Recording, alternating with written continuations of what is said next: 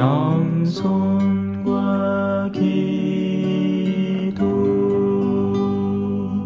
천미 예수님. 오늘 이제 아기 예수님은 예언자를 만납니다. 시메온이라는 예언자죠. 사람은 그가 어떻게 삶을 꾸려오느냐에 따라서 안에 갈망이 생겨나게 됩니다. 생에 집착하는 사람은 마지막 순간까지 정신을 못 차립니다. 어떻게든지 조금이라도 더 벌어서 누리고 살아가야 한다는 어떤 집착에 빠져 살아가는 거죠. 그런 이에게는 경건함이나 거룩함을 찾아볼 수가 없습니다. 반면 하느님의 말씀과 그분의 구원에 온 생을 걸어온 사람은 그 구원이 자기 앞에 다가올 때 그걸 얼마든지 알아볼 수 있게 됩니다. 왜 우리 옛날에는 전부 다 그랬잖아요. 몰라, 초전 이 동네는 잘 어떤지 모르겠지만 여야 뭐 버스 끽 해봐야 한 대 아니면 2대 오죠. 제가 대구에 이제 학생 때 다닐 때는 내 버스가 몇 번인지를 확실히 알고, 그리고 어떻게든지 그 버스에 올라타야 학교에 늦지를 않습니다. 그래서 저 멀리서부터 버스가 오면 탈 준비를 하는 거예요. 그 번호의 버스가 오면 어렴풋하게 숫자가 얼른얼른 거릴 때부터 그 버스여라, 그 버스여라 하고는 기다리는 겁니다. 특히나 오늘 같은 날에는 밖에 얼마나 춥겠어요, 그죠? 거기에다가 옛날엔 도시락 매줘, 신가방 매줘, 책가방 무거운 거 매줘, 학교에 사물함도 제대로 없으니까 전신만신 책을 들고 갔다가 왔다가 하니까 그 추운데 달달 떨면서 내 버스 오기만을 미친 듯이 바라는 겁니다. 그러면 멀리서부터 나올 때부터 내 마음이 거기가 들러붙어 있는 거죠. 시메온은 그렇게 살아왔던 겁니다. 평생을 다른 거 이제 바라는 거 없는 겁니다. 다른 낙이 없고 오직 구원을 목격하기를 기다려온 거죠. 만약에 예수님이 여러분 앞에 나타난다면 여러분은 어떻게 알아보시겠습니까? 뭘로 알아보실래요? 바로 거기에 지혜가 담겨 있는 겁니다. 시메온은 그걸 알았던 거죠. 자, 근데 이 시메온의 말과 그 뒤에 이어지는 말은 굉장히 상반됩니다. 왜냐하면 이렇게 말하기 때문입니다. 와, 제 눈이 당신의 구원을 봤습니다. 시메온에게는 지금 황홀경에 도취된 상태입니다. 자신이 목적하던 바, 자신이 간절히 바라던 바를 눈앞에 두고 보고 있기 때문이죠. 그래서 다른 민족들에게는 계시의 빛, 계시의 빛이라는 건, 계시라는 건 이런 거예요. 우리 종교를 계시 종교라 부릅니다. 불교를 자연 종교라고 불러요. 자연 종교는 이런 거예요. 둘이 싸우다가 이 싸우는 게 불편하면 이제 그만 싸우자. 싸우는 건 좋지 않다.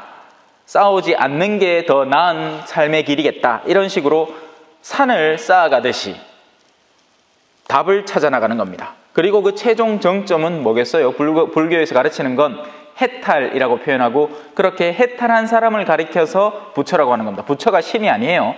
부처는 누구나 될 수 있는 상태, 해탈의 상태를 말하는 거죠. 니르바나, 열반에 들어간 사람을 말하는 겁니다. 그래서 여기 가는 사람이 없어요.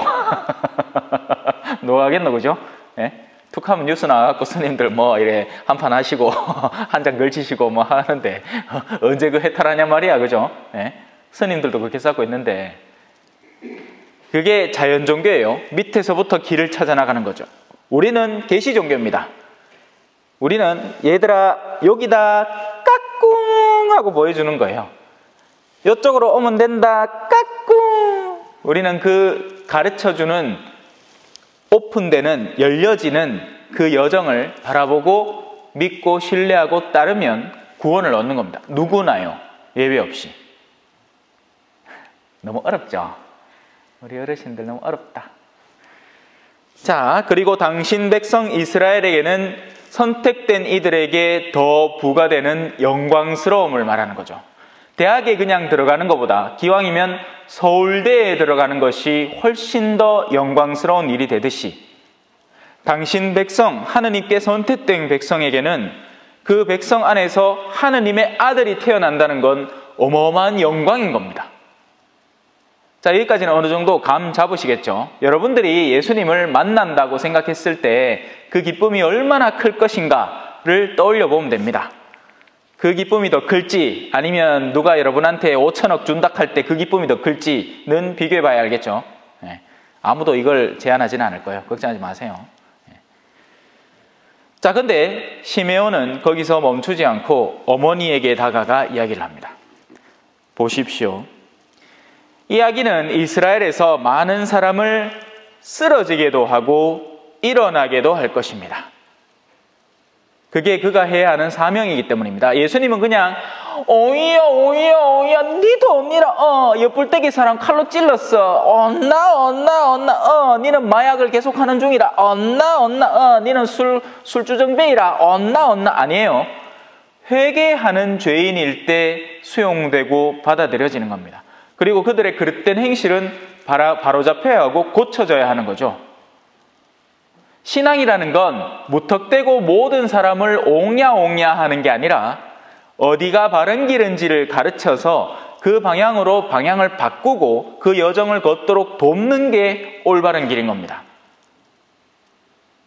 자식이라고 그죠? 해달라는 대로 엄마 용돈 동돈 덜렁 엄마 나 마약하게 돈 좀 용돈 덜렁 이게 올바른 게 아니고 네 왜 필요한데? 무엇 때문에 그게 필요할까? 아들 내하고 이야기 한번 해볼까? 아 그래 그런 정도로 네가 그걸 자금으로 써서 알바를 시작하고 네 삶을 꾸려나갈 것 같으면 내가 거기에는 기꺼이 도와줄게. 뭐? 그거 가지고 뭐 술 퍼먹고 친구들하고 놀러 간다고? 그럴 것 같으면 내가 도와줄 이유가 없지. 헌데 부모님의 마음 그렇지 않죠? 그냥 달락하면 안쓰러워하고 무조건 다 해줄라 합니다. 그리고 그게 오히려 그 존재를 망쳐버리는 계기가 되는 거죠. 이야기는 이스라엘에서 많은 사람을 쓰러지게 할 운명입니다. 그렇기에 그 결과가 어떻게 될까요? 적대감을 얻게 됩니다. 그냥 가만히 놔두면 좋을 것 같은데 자기들끼리 다 헤쳐먹게 자기들의 악이 융성하게 두면 좋을 것 같은데 예수님은 가만히 있는 분이 아니셨던 겁니다. 때로는 성전에 가서 채찍을 휘두르기도 하셨고 또 의로운 분노의 눈길로 굳어진 사람들의 마음을 노려보기도 하셨고 또 얼마 전에 얼마 전이 아니고 돼지 2,000마리 있잖아요. 예? 거기 가서는 멀쩡한 돼지를 이 동네 돼지로 유명하잖아 그죠? 이 돼지가 갑자기 비탈을 내리달려가지고 전부 다 저 개천에 코를 쳐박고 죽어본다고 생각해봐. 대신에 한 명 막이 들렸던 사람을 살리기 위해서 돼지를 다 죽인다고 생각해봐요. 이 동네 사람들 가만히 있겠습니까? 가만히 안 있습니다. 나가주십시오 하는 거죠. 실제로 그런 일은 벌어졌고요. 그래서 쓰러지게 하면서 어떻게 되느냐? 반대를 받는 표징이 되도록 정해진 겁니다. 예수님의 운명이에요. 예수님은 전 세계의 모든 그리스도인들에게 사랑을 받지만 당대 이스라엘인들에게는 전혀 이해받거나 사랑받지 못했고 오히려 배척을 당해서 십자가에 못 박혀 죽었던 겁니다. 그게 그분의 운명이었던 거죠. 하지만 거기서 멈추진 않아요.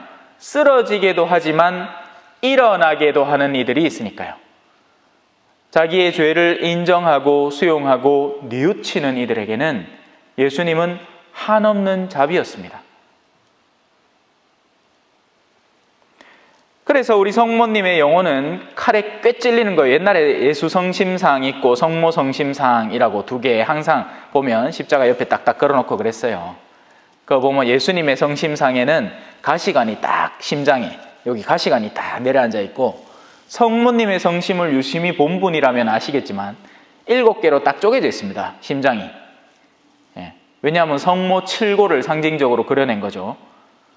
십자가 옆불떼기에서 예수님을 봐야 했던 거, 그죠? 여러 가지 예수 성모님의 인생 가운데 고난을 겪은 그 여정을 7개로 나눠놓은 거예요. 그리고는 하나의 심장에 칼이 푹 꽂혀 있습니다. 피가 출출 흐르면서. 저는 어릴 때 우리 집에 예수 성심상, 성모 성심상이 있었으니까 저는 또 그림을 좋아하니까 유심히 본 거예요. 근데 성모님의 심장이 쪼개져 있는 겁니다. 그리고 하나에는 칼이 꽤 찔려 있는 거죠. 당신 외아들, 흠도 티도 없는 죄 없는 외아들이 십자가에 못 박혀 죽는 모습을 쳐다봐야 하니까요. 하지만 많은 사람의 마음속 생각이 당신 외아들로 그 말씀으로 드러나게 되는 겁니다. 이 방향을 이해를 해야 우리는 어디에 빛이 있고 무엇이 어둠인지를 아는 겁니다. 신앙생활을 그냥 오래 반복적으로 한다고 자동으로 빛이 되는 게 아닙니다. 신앙생활을 오래 해도 그 신앙 안에서 헛된 야욕과 명예를 추구하면 오히려 어둠을 강화시키고 있는 꼴이 됩니다. 갓 생겨난 예비자라도 정말 믿음 안에 충실하면 첫째가 꼴찌되고 꼴찌가 첫째 된다는 그 성경 말씀 그대로 오히려 그 예비자가 훨씬 더한 열정으로 신앙을 살아가게 되는 거죠.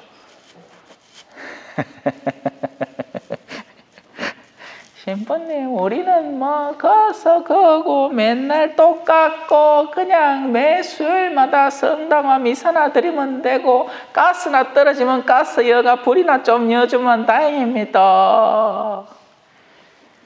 아니에요, 여러분. 우리의 생이 여전히 숨쉬고 살아있다는 것은 아직도 할 수 있는 무언가가 존재한다는 것입니다. 물론 일이라고 해서 꼭 육체적으로 노동을 해야만 일이 되는 건 아니에요. 영적인 열정도 일이 됩니다. 우리는 예전의 뜨거움을 회복해야 되고 우리의 자녀들을 위해서 기도해야 되고 우리 신앙인들이 정말 하느님 안에서 구원을 향해 나아갈 수 있도록 함께 마음 모아 기도해야 됩니다. 그렇게 달란트를 맺어가야 해요. 그러지 않은 채 훗날 하느님 앞에 갔을 때 니 도대체 세상에서 뭐 했노? 주님, 제가 매 수요일마다 용봉공소 가고 그 앉아가 열심으로 기도하고 했지 않습니까? 저 모르십니까? 했을 때 예수님은 여러분들의 그 단인 숫자로 여러분들의 열성을 가늠하는 게 아니라 여러분 내면 안에 주님을 향한 열정으로 그 인식을 하실 겁니다. 어둠이 지나가고 이미 참빛이 비치고 있기 때문입니다. 아멘. 찬미 예수님, 겸손과 기도.